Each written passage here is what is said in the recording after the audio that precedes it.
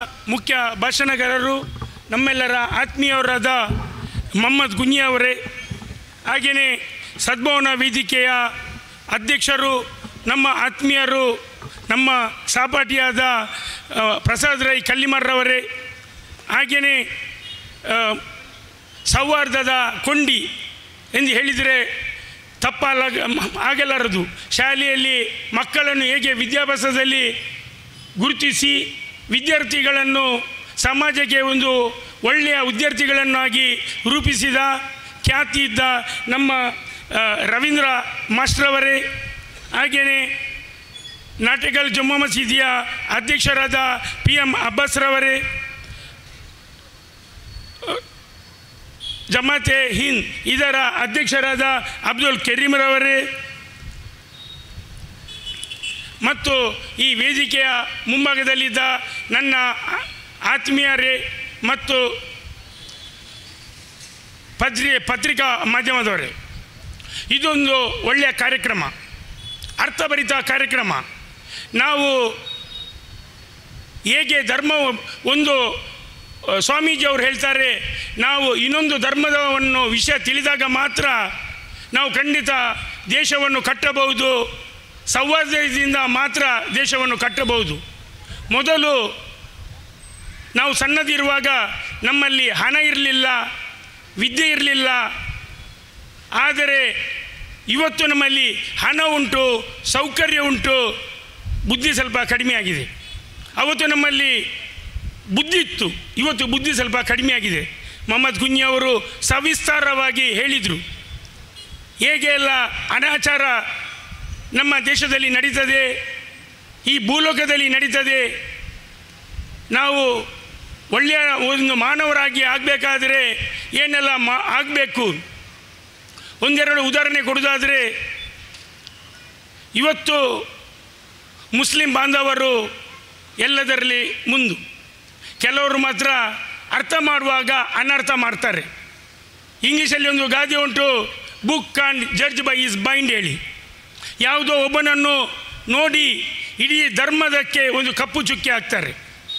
Corona ಬರುವಾಗ ನನಗೆ ನೆನಪಾಗ್ತದೆ ಈ ಮುಸ್ಲಿಂ ಬಾಂಧವರು ಮಾಡಿದ ಕರ್ತವ್ಯ. ಇದಕ್ಕೆ ಕಾರಣ ಅವರ ಬೈಬಲ್, ಅವರ ಕುರಾನ್ ಉಪದೇಶ. ಜಕಾತ್ ಆಗಲಿ, ಸದಾಕಾಗಲಿ ಅವರು ಕೊಟ್ಟು, ನೆರೆಯವರನ್ನಾಗಲಿ ಅವರ ಸ್ವ ಪ್ರೀತಿಯಿಂದ ಅವರು ಮಾಡಿದ ಕರ್ತವ್ಯ. ಒಂದು ಕಡೆ ಒಬ್ಬ ಫಾದರ್ ಹೇಳ್ತಾರೆ, ಸ್ವರ್ಗಕ್ಕೆ ಹೋಗಲಿಕ್ಕೆ ದಾರಿ ಅವರ ನೆರೆ, ಅವರ ಹಿತ್ತಲಲ್ಲಿ ಉಂಟು ಅಂಥೇಳಿ. ನಮ್ಮ ನೆರೆಯವರು ಖಂಡಿತ ಒಳ್ಳೆಯವರಿದ್ದಾರೆ, ಖಂಡಿತ ನಮಗೆ ದೇವರು ಸ್ವರ್ಗ ಪ್ರಾಪ್ತಿ ಮಾಡ್ತಾರೆ. ಇದನ್ನು ಪಾಲನೆ ಮಾಡುವುದು, ಕಟ್ಟುನಿಟ್ಟಿನಿಂದ ಕುರಾನನ್ನು ಪಾಲನೆ ಮಾಡುವುದು ಮುಸ್ಲಿಮರು.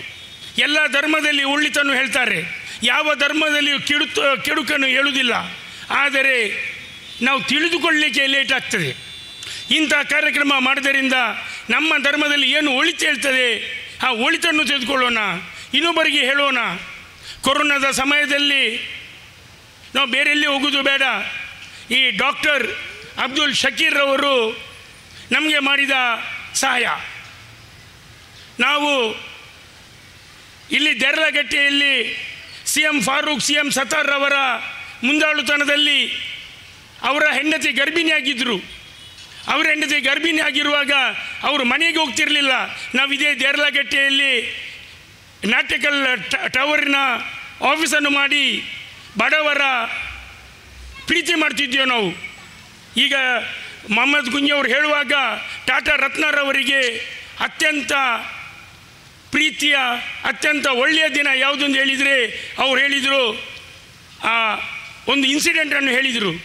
ಆದರೆ ನಾವು ತಂದ ಅತ್ಯಂತ ಸಂತೋಷದ ದಿನ ಎಂದು ಹೇಳಿದರೆ, ನಾವು ಕೊರೋನಾದ ಸಮಯದಲ್ಲಿ ನಾವೆಲ್ಲರೂ ಮನೆಗೆ ಹೋಗ್ತಿರಲಿಲ್ಲ.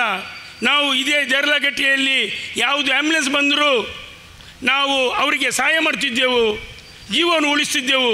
ಎಷ್ಟೋ ಮಂದಿ ಮುಸ್ಲಿಮರು ದಫನ ಕಾರ್ಯದಲ್ಲಿ ಯಾವ ಬಾಡಿಯನ್ನು ಯಾರು ಮುಟ್ಲಿಲ್ಲಾದರೂ ಇವರು ಹೋಗಿ ದಫನ ಮಾಡಿದ್ದು, ಇದು ಒಳ್ಳೆಯ ಕಾರ್ಯಕ್ರಮ. ನಿಜವಾಗಿ ನಾವು ಧರ್ಮದ ಬಗ್ಗೆ, ಬೇರೆಯವರ ಧರ್ಮದ ಬಗ್ಗೆ ತಿಳಿದರೆ ನಮಗೆ ಖಂಡಿತ ಒಳ್ಳೆಯದಾಗ್ತದೆ. ಆದುದರಿಂದ ನಾವು ನಮ್ಮ ಧರ್ಮವನ್ನು ಪ್ರೀತಿಸಬೇಕು, ಹಾಗೆಯೇ ಪರರ ಧರ್ಮವನ್ನು ಪ್ರೀತಿಸಬೇಕು, ಸೌಹಾರ್ದತೆಯಿಂದ ಪ್ರೀತಿಯಿಂದ ಇರಬೇಕು. ಇಂಥ ಕಾರ್ಯಕ್ರಮ ಹಲವಾರು ಬಾರಿ ನಡೆಯಲಿ.